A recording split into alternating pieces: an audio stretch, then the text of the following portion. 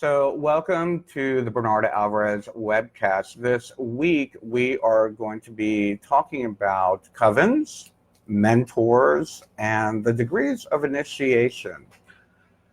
And the reason why I'm doing this today is actually I am having a new dedicant coming to join my personal coven this evening.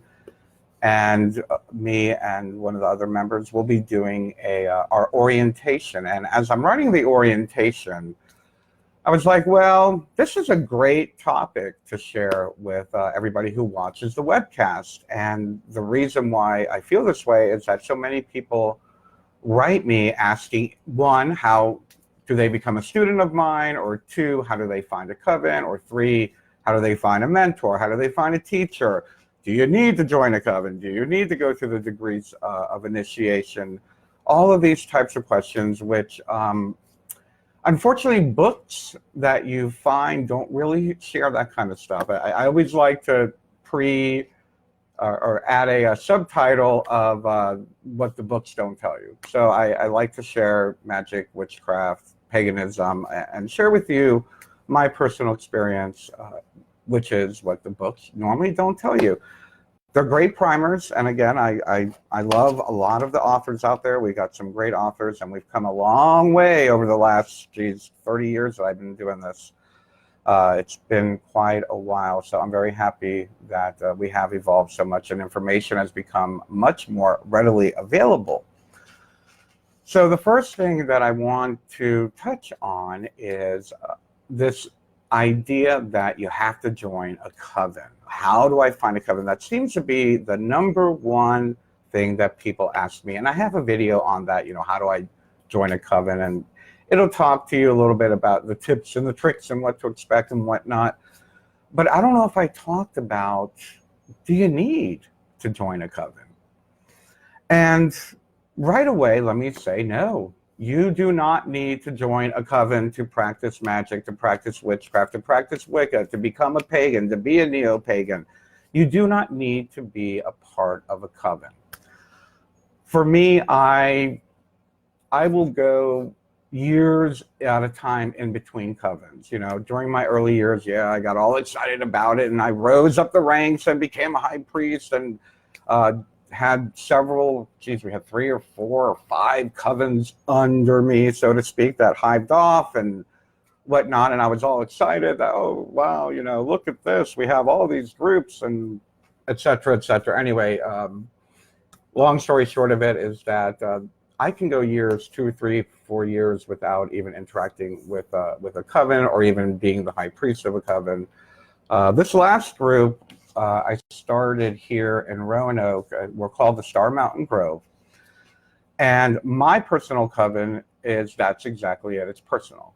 It's my personal group that I feel comfortable with, that I feel they are people that I can do magic with, that I can celebrate the full moon with. But that's my personal coven. That's not to say my personal community. I do public rituals all the time. Some of them at my house, some of them at the Diversity Center. Some are more public, and some are you have to get on the guest list type thing. But I do events all the time. And the difference for me is that my coven are the people that help me put on the events. My coven is my more intimate family that I trust more with more of my personal goings on, and vice versa. We all trust each other.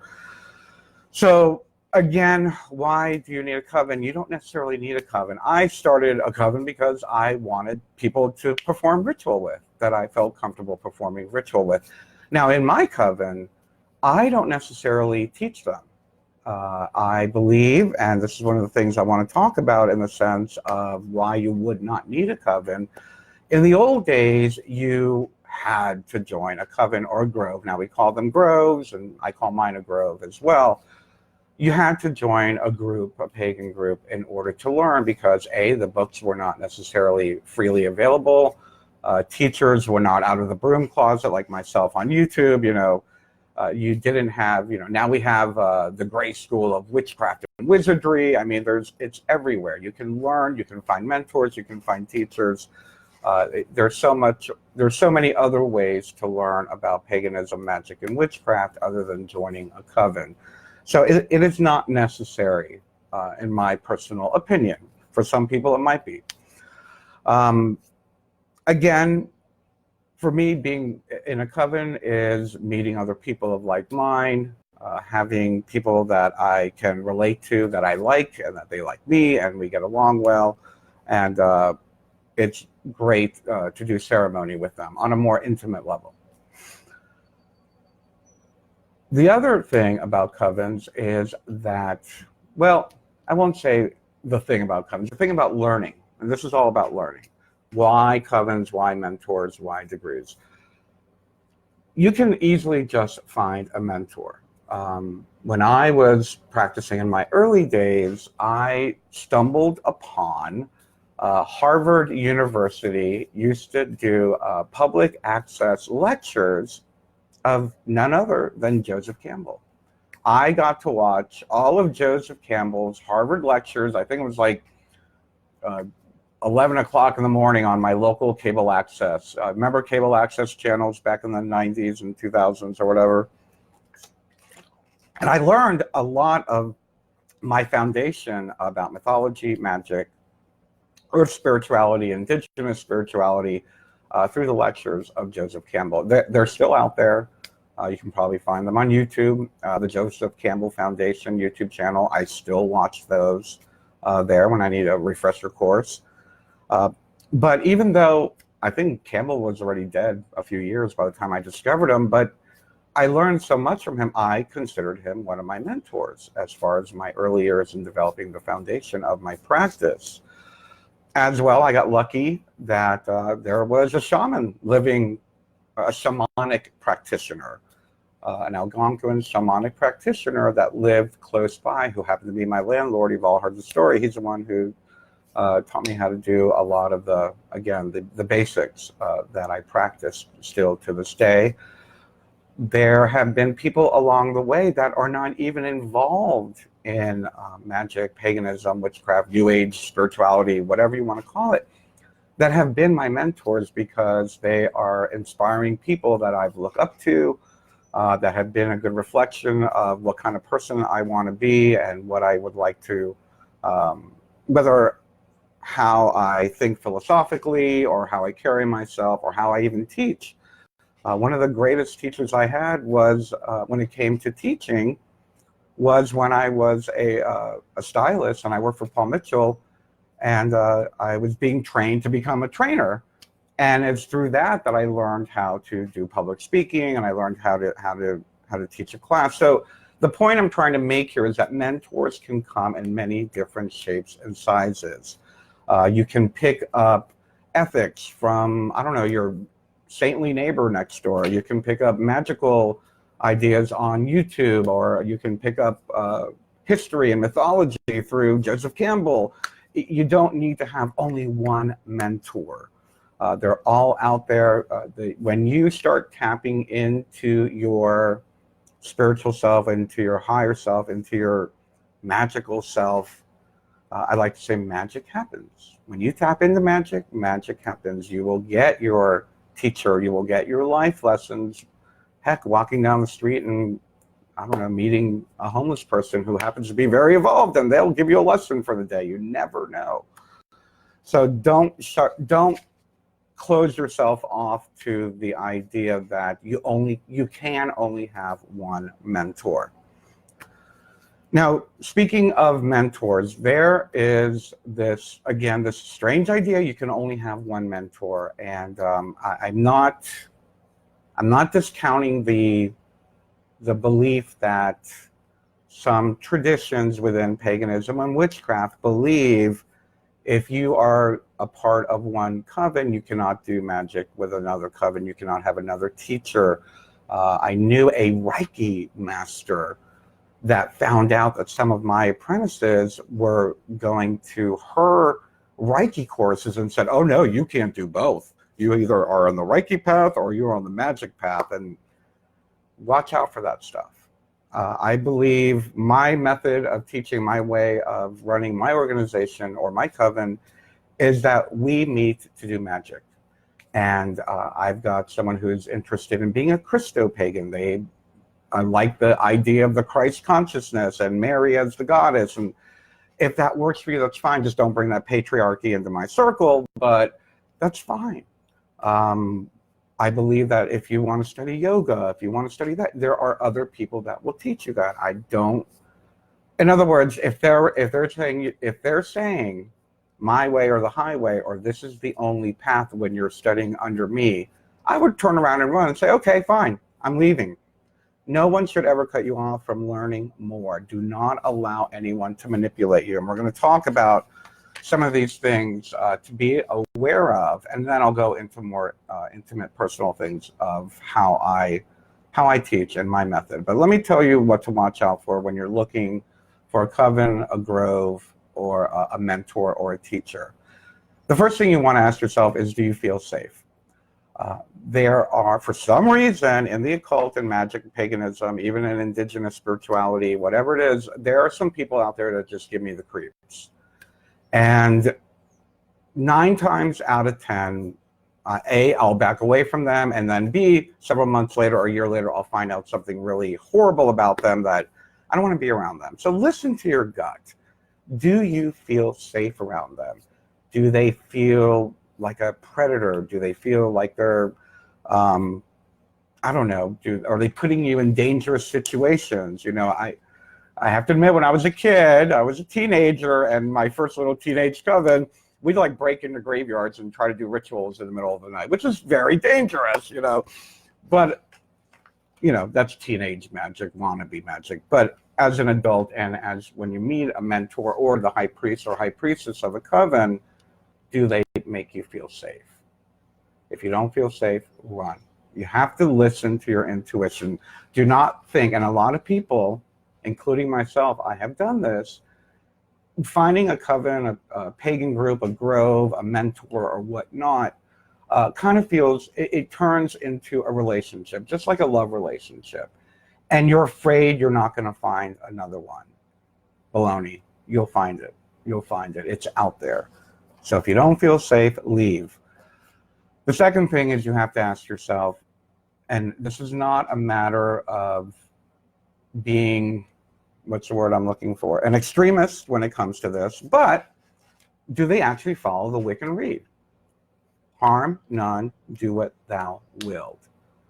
Let's define that ever so quickly. I have a bazillion videos on this. If you'd like to learn more about the Rede, go on my channel, look up harm none, do what thou wilt, whatever. I have about 4 videos on there. But harm is not what you think is harm. Harm is what the other thinks is harm. So if you're calling somebody names and they don't care, it's not harm. If you're calling somebody names and it hurts them, it's harm. Good example, BDSM. People are into getting whipped and beaten and whatnot. Not everybody likes that, but some people like it. So if you're whipping them and they like it, it's not harm. If you're beating them up and they don't like it, it's harm. Just trying to give you an analogy. So does the teacher, does the coven itself follow the Wiccan Rede of harm none, do what thou wilt? If they don't, run. There's no reason for you to be there. Do not be with someone who doesn't walk the talk. With that being said, I'm going to put a little sub dot here. The other day I posted something which made me laugh, but it really fits in right here. Just because someone is cranky, or what's the word I use? A cranky SOB does not mean they're not enlightened. Some people, likability doesn't make you more spiritual or less spiritual. One of my greatest teachers was a really cranky old French lady, and she had this horrible attitude. I mean, she was nice, she was gentle, but she was strict. She was strict. So some people like a strict teacher, and some people don't mind an ornery personality. I mean, if you don't get along with them, I understand, but just because they're not all peace and love and fluffy and whatnot. I mean, look at me. I curse, I drink beer, I smoke cigarettes. I mean, I'd like to think I'm still a fairly awakened human being. But with that being said, when you find someone, don't be too judgy, but as well, make sure that they don't harm anyone. And remember, harm none. They can do whatever they want. They can do whatever they want if they're not harming anyone.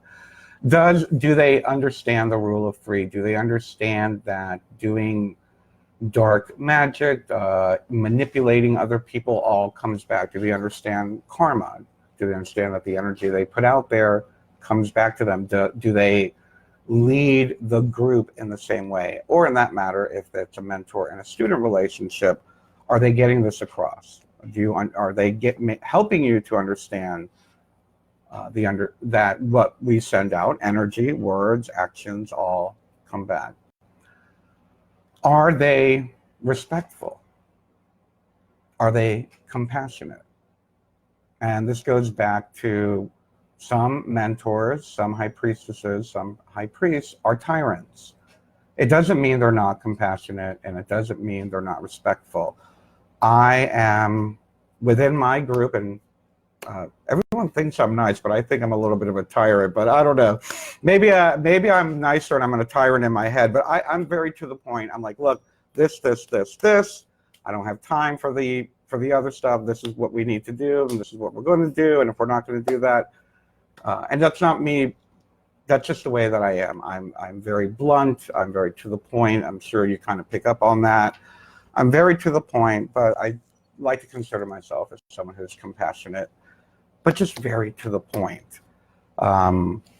So make sure that they at least have compassion and that they're respectful. And that's the thing, is that I will always be respectful and listen to my students. And I hope that when you find a mentor and or a coven of high priestess or high priest, that they will listen to your concerns with respect as well. Do they manipulate others? Be aware of that. Does your mentor manipulate other people? Does the high priest or high priestess manipulate other people? You know, one of the things I learned growing up as a Latino, I grew up in a Latin family. As many of you know, I was adopted by a Cuban family and was raised by them. But I also grew up in Miami, so we have a very large Jewish community. And one of the two things we joke about is how Cubans and Jews love to shame and guilt. And in my early years, in my 20s, my teens and my 20s, I learned the art of passive aggressiveness, which is manipulation. And it wasn't until, my 40s when I realized I started doing this, that I stopped doing it. So pay close attention to passive aggressiveness. Pay close attention if they manipulate you through guilt or through shame or through duty. I don't like that idea of duty. You have to do it because you're a part of the coven, or you have to do this because, no, you don't have to do anything you don't want to do. You don't have to do anything you don't want to do. But make sure that they are not manipulating you or the group to selfish ends. The other thing, are they recommended? Do you know anybody that's worked with them? Do you know anybody that's been around this coven? Is the coven a startup coven? Are you going to be a part of a foundation group? Is your mentor just going online and saying, I'm a spiritual coach, I took a $300 class, you know? Or do they actually have experience, and do they come with recommendations? There's a lot out there, and I don't want to talk negative of people that are trying to start, but usually you're better off getting recommendations and coming to someone with experience. Actually, I am going to say this. I have a lot of the young people that I meet, and when I say young people, I'm talking the under 18 crowd usually. They get very excited about magic and this, and they're like, oh, I'm the high priest of a coven. I'm like, you're 15. You're not the high priest of a coven. Do not be telling people you're a high priest. You are not a teacher. And anyway, I'll just leave it at that. I've met quite a few. And remember, your coven and or your mentor is somewhat that has an intimate knowledge of you. And we'll get into the sex stuff in a minute, but I'm talking about intimate as far as your emotions, your private life, your inner workings and whatnot. They are your family. And you should be able to either look up to them as a mother, a father, your family members, your coven members, or your grove members. You should be able to connect with them on a level of a brother or a sister. But remember, they are your family. And because of this, now we'll get into the inner workings a little bit. Wait, actually, I'm going to skip back a little bit for a second because I brought up the word sex, so let me bring it up. When you join a coven or a grove, find out if they are skyclad as far as, if you don't know what skyclad means, it means practicing ritual in the nude. Some groups do this. It is a, it's not an option. You must practice in the nude. There are groups out there that do that, and there's a reason behind that. There's this feeling that when you disrobe or whatnot, that you have, no ego, you're letting it go, and you're connecting with all the energies. They don't let you, a lot of them won't let you wear jewelry or robes or anything like that. And I get it. Some people just like a chance to be naked. I'm not one of those people. The only one who should be seeing me naked is who I'm making love with, as far as I'm concerned. But that's here nor there. Whatever, that's fine. It's out there. My one group, a couple decades ago, we were optional. So we had some people that wanted to go skyclad, and actually most of us preferred to wear a robe. Now, we were probably skyclad under the robe, but we wanted to cover up. We just felt, self-conscious or whatnot. And again, that's wherever you are in your comfort, that's the most important thing. I had a fairy priestess that loved to run around naked. Good for her. But is it something that you can live with?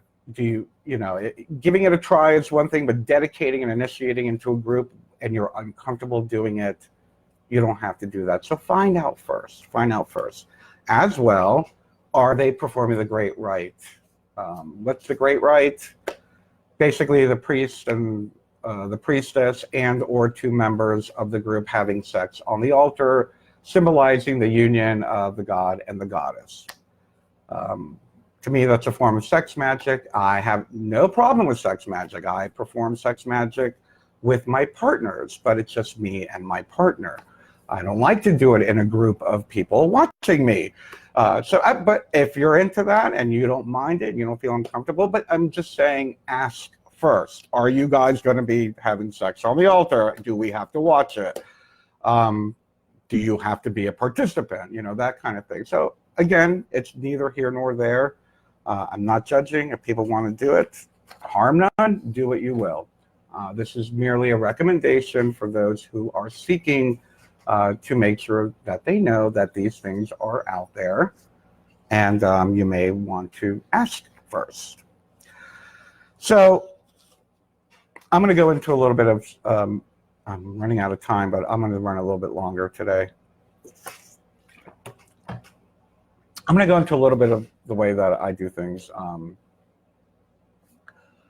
Again, I said that I started the Star Mountain Grove because I wanted to have a close-knit group of friends that I felt comfortable doing ritual with. That's not to say that I don't do public ritual. I do it all the time. We got 30 people here, and some I know fairly well, some are just acquaintances and whatnot, but I like to do the Sabbats a little more as a party. So we'll do like a 1-hour ritual and we'll have like a 5-hour party. But as far as like SBOTs and whatnot, initiations and that kind of stuff, I like to keep it just within my group. So with that being said, when you're looking for a coven or a grove or even a mentor, do not demand that they take you. I have had the pushiest people say, I want to join your coven. I want you to be my teacher. I want to be your apprentice. It doesn't work that way. First of all, you have to vibe with them, and they have to vibe with you. Like I said, it's a very intimate thing for me to invite people into my home and to do ritual. We usually clear out the living room behind me, and we do circle right in here usually because it's raining a lot lately. But they have to get to know you. Allow them to get to know you. And quite honestly, that is why I do so many public public ceremonies and whatnot. Many groves, many covens, many mentors will put on events, public events, and that is a way for the coven and or the mentor to get to know you. It's kind of a, some people call it the outer court. I don't like to use all that hierarchy stuff or patriarchy stuff, but let's just say it's the getting to know you group. And usually from those events, I'll get to know people over time, and I'll be like, hey, would you be interested in becoming an apprentice? Would you be interested in joining my coven? And we'll take it from there. And it doesn't happen immediately. You've got to feel comfortable. Then what happens is, for me, we do have a degree system, so I'm going to go into the degrees here now. Now, most commonly in Gardnerian Wicca and most Wicca denominations, I can't believe we have denominations. Most denominations have 3 degrees. Some do 5. I happen to do 5. There is a certain study regimen. I like to give them what I call, I give them a syllabus. When like tonight, I'm going to be doing an orientation. I will offer the new dedicant a syllabus, and I'll say, okay, upon completing this, you will be eligible to have your first degree. Now, let me say something about initiations, though. Just because someone checks off the boxes, just because you check off all the boxes, just because I check off all the boxes and you've gone through the motions of, I don't know, writing 100 essays or joining a volunteer group or cleaning and smudging your house, whatever the checkbox is, and you go through a physical initiation ceremony, please be clear. Let me make this very, very clear. That is your physical initiation. That is merely an acknowledgement from the coven and from the grove of your work and basically your knowledge and your experience. It's an acknowledgement of your knowledge and your experience. There is a spiritual initiation, but that's between you and the gods or source or your higher self or your guides, whatever you want to call it. It's fair to say my first degree came way before my first degree initiation. For that being said, my 5th degree initiation didn't happen until maybe 7 years after I had the physical 5th degree initiation. So just be aware that, don't think you're all high and mighty just because you get the green cord or the black cord or whatever cord colors your group or your teacher is using. Be aware.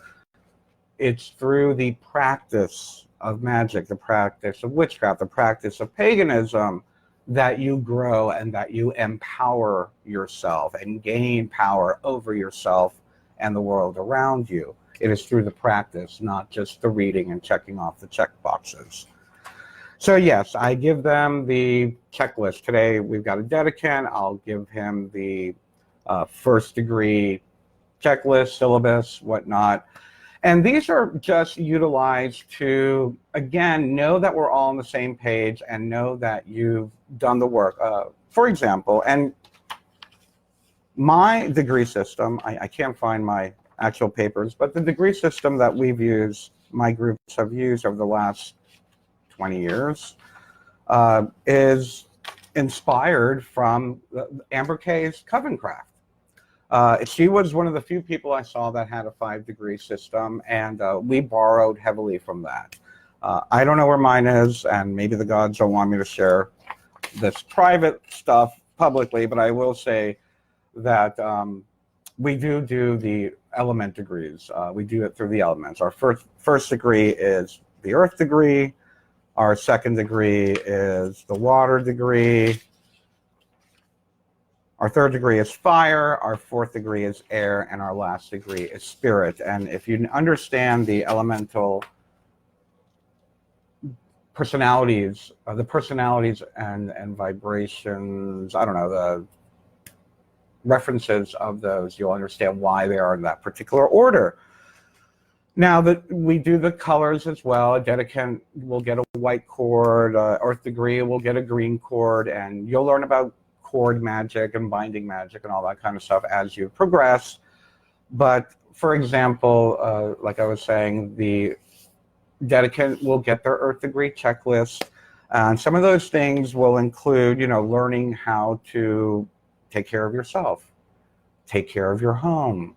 It's the first dipping your toe into energetic healing.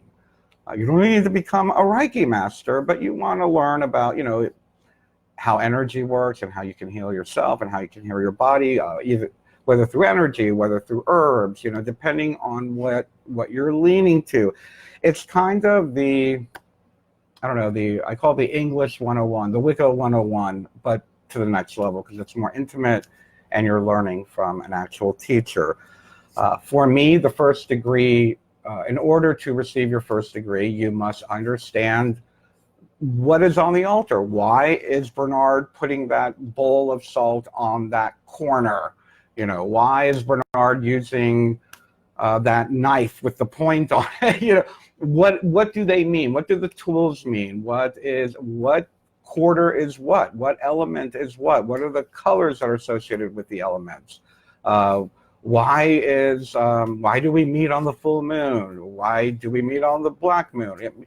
Just the basics. You need to understand the basics. How to cast a circle. If you're going to be, and actually I need to jump up a little bit, back a little bit. When you're initiated in my groups, when you're initiated into the first degree, you are a first degree priest. There are no followers. You're a priest. You become pagan clergy. So if I'm going to teach you to be a priest and perform ritual, you need to understand the basics and understand why are we facing west, why are we calling, the moon goddess or whatnot. Anyway, so yeah, those are the different degrees. Those are some of the things that I asked for first degree. Now, again, many of the groups will only do 3 degrees. The same thing, though, one of the main things about third degree, and I'm sure you've heard the saying, give them the third degree. It's the hardest. I'm going to kind of skip over second, because to me, second is everything first is, but leading to teach you how to be a teacher and a high priestess. So that's kind of like your priestess training. By the third degree, again, we call it giving you the third degree for a reason. You are expected to be able to teach a class. You are expected to be able to take on an apprentice. You are expected to be able to have your own coven. And at that point, if you want to hive off and start your own group, you can create a hive of the main group within my, the way that I teach them within my circles. But I take it up even further. I take it up to 4th degree and I take it up to 5th degree. It is fair to say that in my 20 years of, this particular system I've been doing since the mid-90s, maybe. No. The late 90s. So 20 years. So in the 20 years that I've been utilizing the system, it's fair to say three people have completed my 5-year course. It's a 5-year. Actually, it's 6 years because you got that 1-year dedicant. 3 people have completed all the way to the 5th degree.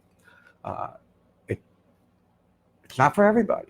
3rd degree is easy. A lot of people think, oh, I'm a high priestess, bye-bye, I'm going to start a group. And yeah, a lot of people have done that. Like I said, I've had, a dozen covens hived off from my initial home groups, and that's fine. But as far as taking it a step further, I believe that the 4th degree and the 5th degree are the part of what I call the spiritual initiations, especially the 5th degree, which is the spirit initiation. That is when you have the ability to communicate with your higher self, like Crowley said, your holy guardian angel, to be in alignment with your own intuition and to live your life completely authentically and whatnot. And yeah, the work that I do and the work that I teach in these different courses and in these different classes all kind of lead up to that. You'll notice I usually do focus on communicating with the higher self because my 5th degree initiation taught me that kind of is the goal for all of us, to be able to communicate. It doesn't matter whether you're pagan or magical or indigenous or or Christian or whatever, you should have a direct line to God, Goddess. You don't need a high priest. You don't need me. You don't need a pastor. You have a direct line to the divine.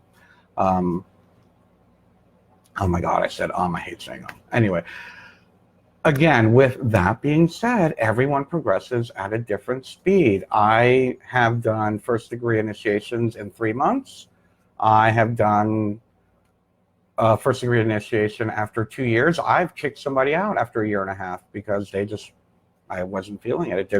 They were just draining me. They were wasting my time. Like, okay, we're done. You're not even going to get a first degree.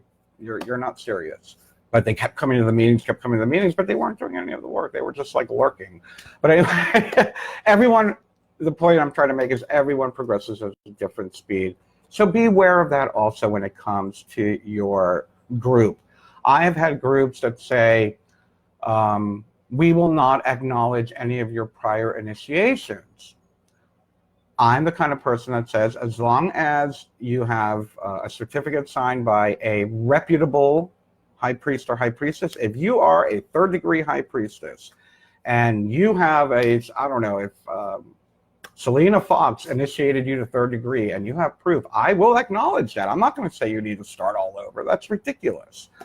But again, it's very difficult in magic and the occult and witchcraft and paganism because there is no, there's no regulation. We're not regulated, which is good, which is one of the reasons why I like it. There's no hierarchy. There's no regulated witches count. Yeah, there's groups that call themselves the Council of American Witches or whatnot, but not all of them are acknowledged.